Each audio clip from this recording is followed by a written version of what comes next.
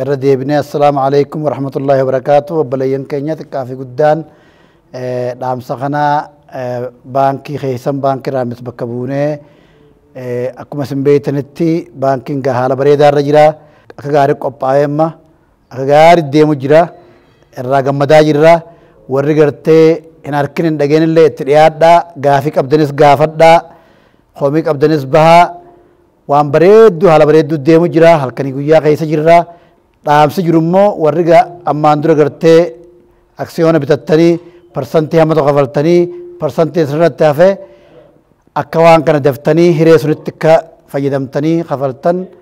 baankiin keessan hatattamaan isin gaafata. Sababni isaatis namni gartee waan gaafas hammanaan bitadha jee hamma tokko irraa kafale ammallee isinumaa hiree qabachuuf baankiin keessan isin eegaa jira. Yoo kana godhu baattan warra gartee hiriira dhaabbatee akka warra duraa sun naqaa jiru kana hiree teessanirraa akkam fudhanne daddafaatii waan sun guuttadhaa hireen tun hiree bareedduudha. Kanaaf waan sun akka taatan taati daddafaa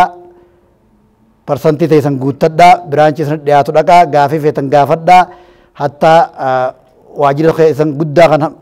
raammis kan finfinnee jirullee abbaa feetanii bilbiltanii gaafii feetan gaafachuu dandeessanii deebisaa harkachuu dandeessanii ammoo hireen tun isin dabrini dafaa godhaa lakki immoo bakka tana gartee ani amma hin bitadhoo jettan nama biraati akka dabru sunummaan gartee kana beektanii akka hubattan kabajaan isin gaafannaa. Salaamu alaikum warahmatullahi wabarakatuh.